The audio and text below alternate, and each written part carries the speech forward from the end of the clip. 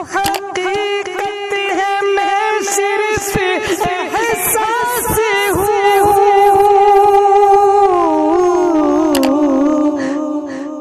سمندر میں بھٹکی ہوئی پیاسی ہوں، تو سمندر میں بھٹکی ہوئی پیاسی ہوں۔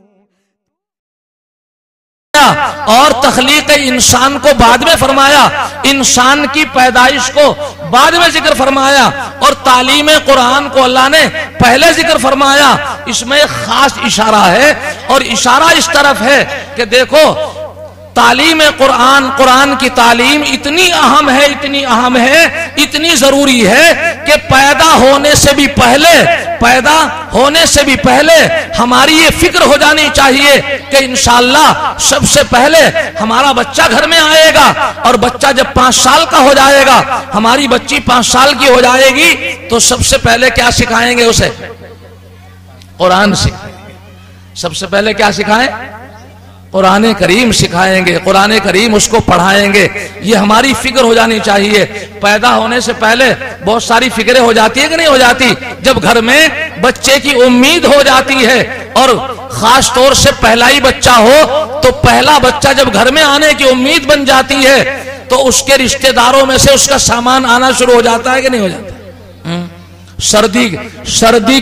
سردی کا زمانہ ہوتا ہے، سردی کے کپڑے آنے شروع ہو جاتے ہیں، اس کے کھلونے اس کے آنے شروع ہو جاتے ہیں، اس کے لیٹنے کا بستر اور بیڈ آنا شروع ہو جاتا ہے، چھوٹی سی چارپائی جس کو کھٹولا کہتے ہیں وہ اس کا آنا شروع ہو جاتا ہے، اور کھیلنے کے برتن، کھیلنے کی چیزیں پہلے سے شروع ہو جاتی ہے کہ نہیں ہو جاتی؟ اللہ تعالیٰ نے قرآن کریم کی ان 3 آیتوں میں ہمیں اور آپ کو اس بات کی طرح متنبہ فرمایا کہ زندگی کے تمام کاموں کی فکر سے پہلے تمہاری فکر یہ ہونی چاہیے کہ سب سے پہلے ہمیں کیا کرنا چاہیے؟ سب سے پہلے قرآن سکھانا چاہیے۔ ہمارا بچہ، ہماری بچی سب سے پہلے کیا پڑھے، کیا سکھائیں اس کو؟ قرآن کریم۔ اللہ ہم سب کو توفیق عمل نصیب فرمائے۔ تو میرے بھائیو، ہمارے لیے، آپ کے لیے نہایت ضروری ہے کہ ہم اپنے بچوں کی فکر کریں، اور اپنے بچوں کو سب سے پہلے تعلیم قرآن سے مزین فرمائیں، اور اس تعلیم قرآن کو سکھانے کے لیے اللہ نے آپ کو، آپ کی بستی میں یہ فیض العلوم، یہ مدرسہ اللہ نے آپ کو عطا کر دیا ہے۔ اللہ تعالیٰ اس مدرسے کو ترقی عطا فرمائے، اس مدرسے کے فیض کو مشرق سے مغرب تک اللہ تعالیٰ جاری فرمائے۔ میرے بھائیو، آج کے اس جلسے میں یہ ارادہ اور یہ عزم ضرور کر لینا، اور یہ اپنے دلوں میں، اپنے دل و دماغ میں یہ بات ضرور بٹھا لینا کہ جتنے بچے مدرسے میں پڑھنے آتے ہیں، کم سے کم آج اس جلسے کے بعد میں آپ سروے کریں، اور گاؤں میں، اپنے اس گنگیرو بستی میں، قصبے میں گشت لگا کے دیکھیں، سروے کر کے دیکھیں، غور و فکر کر کے دیکھیں کتنے بچے ہمارے ابھی گلیوں میں کھیل رہے ہیں، اور کتنے بچے پڑھنے آ رہے ہیں۔ جتنے بچے یہاں، جتنی بچیاں پڑھنے آ رہی ہیں، اللہ کا شکر ادا کریں کہ الحمدللہ بچے ہمارے پڑھنے میں لگے ہوئے ہیں۔ لیکن جتنے بچے ابھی نہیں آ رہے ہیں، ان تمام بچوں کو بھیجنے کی فکر کریں۔ فکر کریں گے کہ نہیں کریں گے؟ میں تمام ذمہ داروں سے، بچوں کے والدین سے، بچوں کی ماں سے، اور ان کے ذمہ داروں سے، ان کے ولیوں سے جو ذمہ دار ہیں بچوں کے، میں ضرور یہ درخواست کر کے جاؤں گا کہ آپ حضرات اپنے بچوں کی یہ فکر کریں کہ انشاءاللہ ہمیں سب سے پہلے قرآن کریم پڑھانا ہے۔ آج ایک بات اور ذہن میں آ گئی، اب یہ اپریل کا مہینہ چل رہا ہے، اس کے بعد مئی آ رہا ہے، اس کے بعد جون آ رہا ہے، یہ مہینے گرمی کے آ رہے ہیں۔ ان مہینوں میں خاص طور سے اسکولوں میں پڑھنے والے، کالجوں میں پڑھنے والے، ان کی چھٹی کا زمانہ ہو جاتا ہے۔ بہت سارے بچے اسکول میں پڑھنے والے، کالجوں میں پڑھنے والے پڑھ رہے ہیں، ڈگریاں حاصل کر رہے ہیں، کوئی ڈاکٹر بن رہا ہے، کوئی ماسٹر بن رہا ہے، کوئی انجینئر بن رہا ہے، کوئی وکیل بن رہا ہے، کوئی پروفیسر بن رہا ہے، اور یہ ڈگریاں حاصل کرنے میں ہمارے نوجوان بچے ماشاءاللہ مشغول ہیں۔ دعا کریں اللہ تعالیٰ جو بچے امتحانوں میں لگے ہوئے ہیں، اللہ ان کو کامیابی عطا فرمائے، اور جن بچوں کا امتحان ہو چکا ہے، دعا کرو ان کا رزلٹ کامیابی کے ساتھ ان کے سامنے آئے۔ والد محترم علامہ نور اللہ مرقدہ فرمایا کرتے تھے کہ بھئی ہمیں تو سب کی ضرورت ہے، ہمیں تو سب کی ضرورت ہے، ہمیں تو ڈاکٹروں کی بھی ضرورت ہے، ہمیں انجینئروں کی بھی ضرورت ہے، ہمیں ماسٹروں کی بھی ضرورت ہے، ہمیں وکیلوں کی بھی ضرورت ہے، ہمیں پروفیسروں کی بھی ضرورت ہے، اور ہمیں ڈرائیوروں کی بھی ضرورت ہے، اور یہاں تک فرمایا کرتے تھے ہمیں تو ہوائی جہاز چلانے والے پائلٹوں کی بھی ضرورت ہے۔ ہمارے بچے پائلٹ بھی بنے، ہمارے بچے ہوائی جہاز چلانے والے بھی بنے، ہمارے بچے انجینئر بھی بنے، وکیل بھی بنے، پروفیسر بھی بنے، اور دنیا کی جتنی ڈگریاں ہیں، جتنی زبانیں ہیں، ان تمام کو حاصل کرنے والے بنے، لیکن سب سے پہلے کیا بنے؟ قرآن کریم پڑھنے والے بنے۔ اگر ہمارے بچوں نے ساری ڈگریاں حاصل کر لی، ہمارے نوجوانوں نے ساری ڈگریاں حاصل کر لی، ڈاکٹر بھی بنے، انجینئر بھی بنے، پروفیسر بھی بنے، سب کچھ بنے، لیکن اگر قرآن نہ آیا تو ضرور محرومی رہی۔ اللہ تعالیٰ ہمارے نوجوانوں کو، ہمارے بچوں کو قرآن کی دولت سے مالا مال فرمائے۔ اس لیے بھائی میں اس وقت میں ان نوجوانوں سے جو اس وقت میں امتحانوں کی تیاری میں اپنے کالجوں میں، اسکولوں میں، اپنی تعلیم میں، اپنے پڑھنے میں لگے ہوئے ہیں، میں ان نوجوانوں سے یہ درخواست کروں گا کہ اگر ہمارے ان نوجوانوں کو ابھی قرآن کریم پڑھنے کا موقع نہ مل سکا، اپنی مشغولیت کی وجہ سے، مصروفیت کی وجہ سے ان کو قرآن کریم پڑھنے کا موقع میسر نہیں آیا، تو میں ان سے درخواست کروں گا کہ اس چھٹی کے وقت میں، یہ تو 2 مہینے کی چھٹی ہو جاتی ہے، اس چھٹی میں ضرور اتنا موقع، اتنا وقت ضرور نکال لیں، یہاں مدرسے کے کسی بھی معلم سے، کسی استاد سے، یا مسجد کے کسی امام صاحب سے وقت لے لیں، مغرب کے بعد یا عصر کے بعد یا عشاء کے بعد، کہ بھئی ہم قرآن کریم پڑھنے کے لیے آئے۔ انشاءاللہ وہ حضرات، وہ بچے، وہ نوجوان جو قرآن کریم ابھی تک نہیں پڑھ چکے ہیں، ان کو پڑھنا چاہیے۔ میں سمجھتا ہوں کہ انشاءاللہ میرے نوجوان جو یہاں بیٹھے ہوئے ہیں ان کے ذہن میں یہ بات آ رہی ہوگی، اور وہ انشاءاللہ اپنے دلوں میں ارادہ بنا رہے ہوں گے۔ انشاءاللہ جن بچوں کو، جن نوجوانوں کو ابھی تک قرآن کریم پڑھنے کا موقع نہ مل سکا، ان تمام کو چاہیے کہ وہ قرآن کریم پڑھنے کی کوشش کریں۔ اور ہمارے بزرگ حضرات، ہمارے بڑے حضرات جن کی عمر 50 سے اوپر ہو گئی ہے، 55 سے اوپر آ گئے ہیں، اگر ان کو بھی قرآن کریم پڑھنے کا موقع نہ مل سکا، وہ بھی کم سے کم قرآن کریم کی آخری پارے کی صورتیں جو ہم نماز میں پڑھتے ہیں، نمازوں میں پڑھنے کے علاوہ اور صورتیں کم سے کم ایک ایک آیت، 2 آیت یاد کرنے کی، پڑھنے کی کوشش کریں، تو انشاءاللہ بہت سارا حصہ قرآن کریم کا آ جائے گا۔ ابھی ایک جلسہ ہوا لونی میں دلی کے قریب ایک جلسہ ہوا، وہاں بہت سارے بچوں کے دستار ہوئی، بچے حافظ قرآن بنے۔ ایک بچہ 8 سال کا بچہ، چھوٹا سا بچہ، بالکل چھوٹا سا بچہ حافظ قرآن بنا۔ ہم نے اس کے سر پر دستار باندھی، اور اس کے بعد وہاں کے مدرسے کے ذمہ داروں نے، ایک بڑی عمر کے بڑے میاں وہ اسٹیج پہ آئے، ہمیں بتایا گیا کہ یہ جو ہے اس بچے کے باپ ہیں، ان کے سر کے بال سفید ہو گئے تھے، داڑھی بھی سفید ہو رہی تھی، سر کے بالوں میں بھی سفیدی بھڑک رہی تھی۔ بتایا گیا یہ 8 سال کا بچہ جو حافظ قرآن بنا ہے یہ اس کے ابا ہیں، اور پھر بتایا کہ یہ بھی حافظ قرآن، ان کو حفظ کرنے کا شوق ہوا اور انہوں نے مدرسے میں آنا شروع کیا، تو 1 سال میں اللہ نے ان کو حافظ بنا دیا۔ اور پھر ہمیں یہ ان کی طرف سے، مدرسے والوں کی طرف سے دستار دی گئی کہ بیٹے کے سر پر دستار بندھی تو ابا کے سر پر بھی دستار باندھو۔ 55 سال کے بوڑھے، 55 سال کی عمر میں بیٹے کا باپ ماشاءاللہ حافظ قرآن بنا، اور ان کے سر پر دستار باندھی گئی۔ بڑی خوشی ہوئی میرے بھائیوں۔ ہمت مرداں مدد خداست، جب آدمی ہمت کر لیتا ہے تو اللہ اس کے لیے آسانیاں پیدا فرما دیتا ہے۔ قرآن کریم جو ہے یہ اللہ کی سب سے بڑی دولت ہمارے پاس ہے، یہ سب سے بڑا خزانہ ہے۔ اللہ ہمیں اس کی قدردانی کی توفیق عطا فرمائے، اور ہمارے بچوں میں، ہماری بچیوں میں، ہمارے نوجوانوں میں، ہمارے بزرگوں میں اللہ تعالی ہم سب کو قرآن کریم کی تلاوت کا شوق اور ذوق پیدا فرمائے۔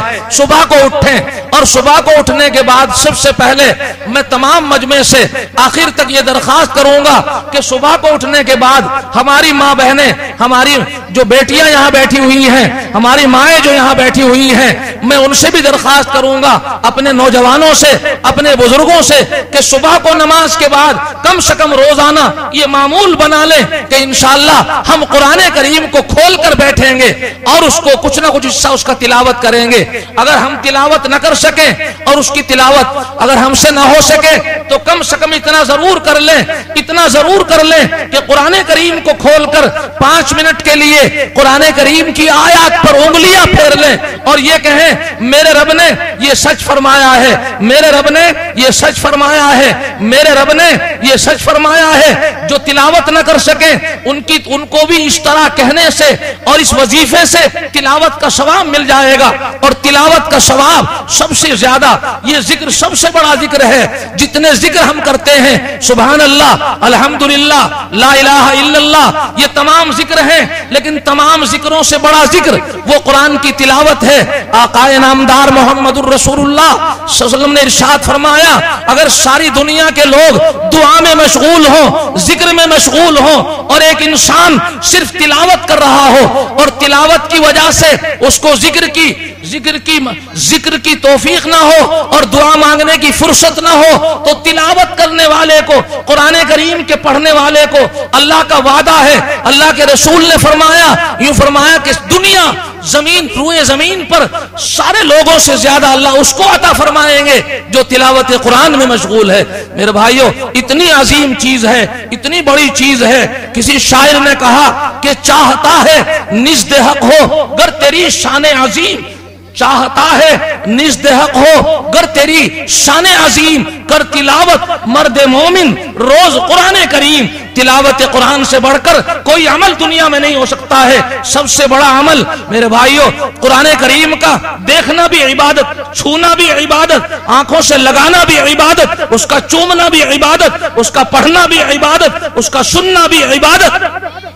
قرآن کریم کا ایک نقطہ اس کو دیکھنا بھی عبادت، سمجھ میں آ جانا یہ بھی عبادت، اور بغیر سمجھے سن لینا یہ بھی عبادت۔ یہ قرآن کریم کی خصوصیت ہے کہ وہ سمجھ میں آئے یا نہ آئے ہر حال میں عبادت ہے۔ اللہ ہم سب کو اس دولت عظمیٰ کی قدردانی کی توفیق عطا فرمائے۔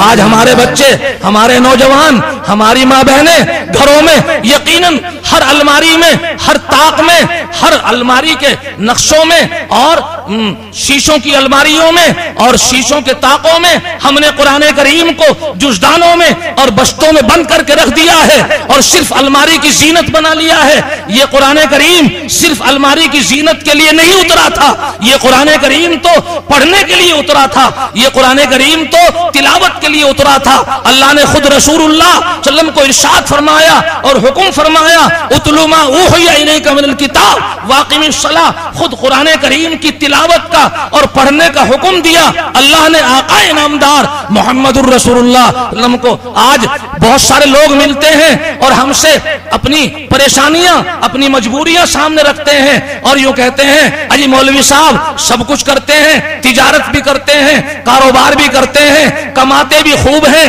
لیکن برکت نہیں ہو رہی ہے۔ ارے میرے بھائیوں، برکت کی چیز کو ہم نے چھوڑ دیا ہے۔ اگر ہم قرآن کریم کو روزانہ کھول کر روزانہ چند منٹ کے لیے، 5 منٹ کے لیے ایک معمول بنا لیں، گھر میں بھی برکت آئے گی اور گھر سے تمام شر، تمام فتنے اور ساری الائے بلائیں، مصیبتیں، بیماریاں قرآن کی برکت سے اللہ دور فرما دیں گے۔ جو چیز تھی بیماریوں کو اور مصیبتوں کو اور پریشانیوں کا جو علاج تھا اس کو آج ہم نے چھوڑ دیا ہے۔ اس لیے میرے بھائیوں، بزرگوں اور دوستوں، میں اپنے نوجوانوں سے، بزرگوں سے، اپنی ماں اور بہنوں سے اور خود پڑھے لکھوں سے، ہم پڑھے لکھے بھی جو قرآن کریم کے حافظ ہیں، حافظ قرآن بھی تلاوت قرآن سے غفلت برت رہے ہیں۔ ہمارے استاد، ہمارے شیخ حضرت مفتی محمود الحسن صاحب گنگوہی رحمت اللہ علیہ جو گنگوں میں پیدا ہوئے اور 50 اور 80 سال ان کے دیوبند میں گزرے، اور جب وہ سورج غروب ہوا تو افریقہ میں جا کر غروب ہو گیا۔ اس لیے میرے بھائیوں، زندگی کا کوئی بھروسہ نہیں ہے۔ غنیمت جان لو، غنیمت جان لو، مل بیٹھنے کو جدائی کی گھڑی سر پر کھڑی ہے۔ اس لیے میرے بھائیوں، میں آپ سے بڑی محبت میں اور بڑی ہمدردی میں، خیر خواہی میں آپ کو یہ بات بتانا چاہ رہا ہوں، اور آپ ہی کو نہیں، خود اپنے آپ کو بھی میں نصیحت کر رہا ہوں۔ اللہ مجھے بھی خوب تلاوت قرآن کی توفیق دے اور مسلمان کے بچے بچے کو تلاوت قرآن کا ذوق دے، اور ہم تمام پڑھنے والوں کو اور معلمین کو اور اساتذہ کو اور ہمارے طلباء کو اللہ تعالیٰ تلاوت قرآن کا ذوق پیدا فرمائے۔ حافظ قرآن کے لیے کم سے کم ضروری ہے کہ روزانہ وہ 3 پاروں کی تلاوت کرے۔ چاہیے تو یہ کہ 1 منزل روزانہ پڑھے، لیکن 1 منزل اگر نہ پڑھ سکے تو 3 پارے کم سے کم پڑھنے کا معمول بنائے۔ حضرت امام اعظم امام ابو حنیفہ رحمت اللہ علیہ کتنے بڑے امام، کتنا بڑا کام دنیا میں کیا۔ روزانہ عشاء کی نماز پڑھ کر عشاء کے وضو سے قرآن کریم کو پڑھنا شروع کرتے، ادھر فجر کی اذان ہوتی اور قرآن کریم مکمل ہوتا۔ 40 سال تک مسلسل امام ابو حنیفہ رحمت اللہ علیہ نے عشاء کے وضو سے فجر کی نماز پڑھی اور پوری رات قرآن کریم پڑھتے رہتے تھے، اور 50 علماء انہوں نے 50 علماء کی شورا بنا رکھی تھی، جس سے جن کا کام یہ تھا کہ وہ قرآن و حدیث سے مسائل نکالتے، اور ان کے تمام کھانے کا پینے کا ان کے گھر والوں کا سارا بندوبست امام اعظم رحمت اللہ علیہ نے اپنے ذمے رکھ رکھا تھا۔ 50 عالموں 50 علماء کے گھر کا کھانے کا نظم، ان کی تمام فیملی کا سارا خرچہ امام اعظم رحمت اللہ علیہ نے اپنے ذمے رکھا۔ اور کہاں سے اس کو پورا کر رہے تھے؟ کسی سے کوئی چندہ نہیں کرتے تھے، کسی سے کچھ نہیں لیتے تھے، تجارت کرتے، اور اس تجارت میں جو نفع ہوتا اس نفع کے ذریعے سے 50 علماء کے گھر کو سنبھال رکھا تھا۔ کتنا بڑا کام تھا، کتنا بڑا عالم تھا۔ روزانہ رات کو قرآن کریم۔ آج ہمارا حال تو یہ ہے کہ 1 پارہ پڑھنا بھی مشکل، 1 پارہ تو 1 پارہ، آدھا پارہ پڑھنا مشکل ہو رہا ہے۔ 1 پاؤ پارہ پڑھنے کے لیے سوچنا پڑتا ہے۔ اللہ مجھے اور آپ کو تلاوت قرآن کا ذوق اور شوق اور ابھار طبیعتوں میں اللہ پیدا فرمائے۔ یہی وہ عمل ہے، یہی وہ چیز ہے جس کو انشاءاللہ ہم کریں گے تو ہماری زندگی میں برکت آئے گی، گھر میں برکت آئے گی، تجارت میں برکت آئے گی، کاروبار میں برکت آئے گی، اور انشاءاللہ زمینی آفتوں سے آسمانی آفتوں سے تلاوت قرآن کی برکت سے اللہ تعالی ہم سب کی حفاظت فرمائے گا۔ اس لیے میرے بھائیو، میں نے شروع سے آخر تک، اگرچہ میری طبیعت کا بھی یہ تقاضا نہیں تھا کہ اتنی دیر تک میں آپ کو تھکاؤں، زمانہ بڑے شوق سے سن رہا تھا، زمانہ بڑے شوق سے سن رہا تھا، ہم ہی سو گئے داستاں کہتے کہتے۔ میں تھک چکا ہوں مگر آپ تھکنے والے نہیں ہیں۔ اللہ تعالیٰ آپ کو جزائے خیر عطا فرمائے، آپ کو آپ کی محبت کا بہترین صلہ بدلہ دنیا اور آخرت میں اللہ نصیب فرمائے۔ آپ نے ماشاءاللہ بڑی محبت کا مظاہرہ فرمایا، اللہ تعالیٰ آپ کو جزائے خیر عطا فرمائے۔ میں آپ حضرات کا بھی شکر گزار ہوں، ان مدرسے والوں کا بھی، اور میرے بھائیوں جو حضرات یہاں تشریف لائے ہیں، جنہوں نے اس مدرسے کو، اس جلسے کو رونق بخشی ہے، اللہ تعالیٰ ان تمام کے آنے کو قبول فرمائے۔ اب اخیر میں آپ حضرات سے رخصت ہوں گا، لیکن رخصت یوں ہی خالی نہیں ہوں گا، بلکہ میرے ذہن میں ایک بات اور آ رہی ہے، اس کو بھی عرض کرتا چلوں۔ میرے بھائیوں، اب تک تو یہ جو کچھ ہوا، چاہے اس کو تقریر سمجھ لو، چاہے اس کو میری درخواست سمجھ لو، لیکن اس کے ساتھ ساتھ والد محترم فرمایا کرتے تھے کہ بھائی ہمیں تو ہر کام، ہر زندگی کا شعبہ، زندگی کا ہر شعبہ ہمیں تو قرآن سے ملتا ہوا اچھا لگتا ہے۔ یوں فرمایا کرتے تھے، زندگی کا ہر شعبہ، زندگی کا ہر کام ہمیں وہ اچھا لگتا ہے جو قرآن سے جڑا ہوا ہو، قرآن سے ملا ہوا ہو، قرآن سے وابستہ ہو، ہمیں تو وہ چیز اچھی لگتی ہے۔ تو بھائی یہ جلسہ آپ کا ماشاءاللہ قرآن سے جڑا ہوا ہے۔ آپ حضرات کے جلسے میں مغرب کے بعد سے ماشاءاللہ یہ سلسلہ شروع ہوا، بچوں کا پروگرام آیا، بچیوں نے ماشاءاللہ اپنے معافی ضمیر کو، دل کی آواز کو آپ تک پہنچانے کی کوشش کی، اور بچوں کی صلاحیتیں آپ حضرات کے سامنے اجاگر ہوئی۔ ماشاءاللہ بچوں نے بڑی سلیقے کے ساتھ تلاوت قرآن کی، بچوں نے بڑی عمدگی کے ساتھ ماشاءاللہ ان کے اساتذہ نے ان پر محنت کی، تو ماشاءاللہ بچوں نے آپ کو بڑی اچھی باتیں سنائی۔ بچوں کا نظام آیا، بچیوں کا نظام آیا، شعرائے اسلام کی اشعار آئے اور نعت پاک آپ حضرات کو سنائی گئی۔ تو مغرب کے بعد سے نظام عدلتا بدلتا ہوا، اب یہ اس وقت میں رات کے 11 بج رہے ہیں، یہ 11 بجے تک ماشاءاللہ مغرب کے بعد سے یہ ملتا جلتا قرآن سے نظام آپ حضرات کے سامنے آ رہا ہے۔ جلسوں کے کئی مقصد ہوتے ہیں، ایک جلسے کا مقصد تو یہ ہوتا ہے جلسہ سال بھر میں ہو جائے تو اس سے پتہ چل جائے آپ نے مدرسے کو کیا دیا اور مدرسے نے آپ کو کیا دیا، یہ بھی ایک مقصد ہوتا ہے۔ اس کے ساتھ ساتھ جلسے کا مقصد ہوتا ہے کہ علماء کرام تشریف لے آتے ہیں، ان کے کچھ نہ کچھ بیانات ہوتے ہیں جس سے ایمان میں تازگی آ جاتی ہے۔ اور تیسرا مقصد جلسے کا یہ ہوتا ہے کہ سال بھر کا کچھ نہ کچھ بجٹ اور سال بھر کا کچھ نہ کچھ خرچہ جو مدرسے میں ہوتا ہے وہ آپ حضرات کے سامنے آ جاتا ہے اور خزانہ اس میں کچھ نہ کچھ جمع ہو جاتا ہے. مجھے معلوم نہیں کہ اب تک کچھ لیا ہے کہ نہیں لیا ہے. ایسا لگ رہا ہے کہ رجسٹر خالی رکھا ہوا ہے. فرشتے کرامن کاتبین بیٹھے ہوئے ہیں لیکن ابھی تک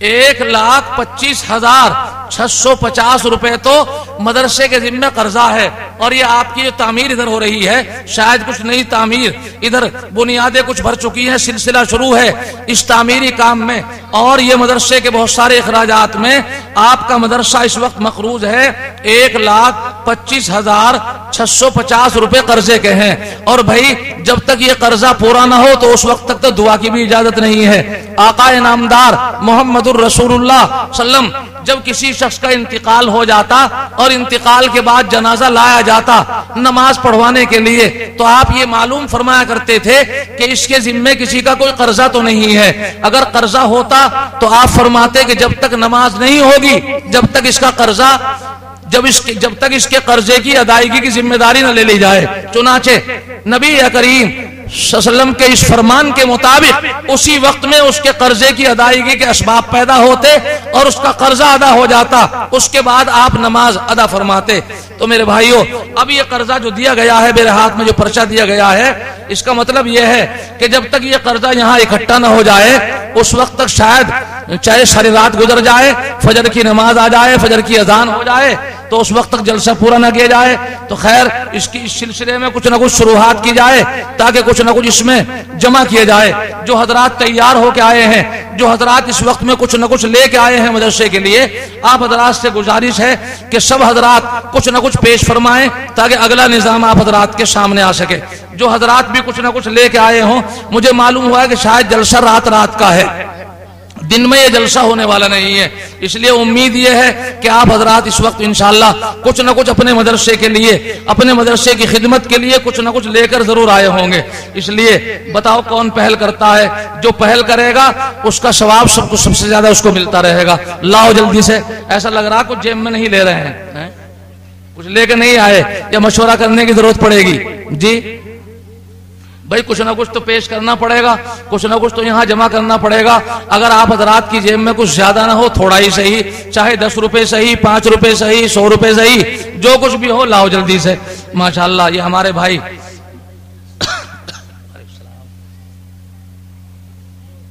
2000 روپے کا نام ہے حافظ محمد ایوب, ماشاءاللہ یہ 2000 روپے اور پیش فرمائیں گے. 200 آ گئے ہیں, اللہ تعالیٰ قبول فرمائے. کیا نام بھیا؟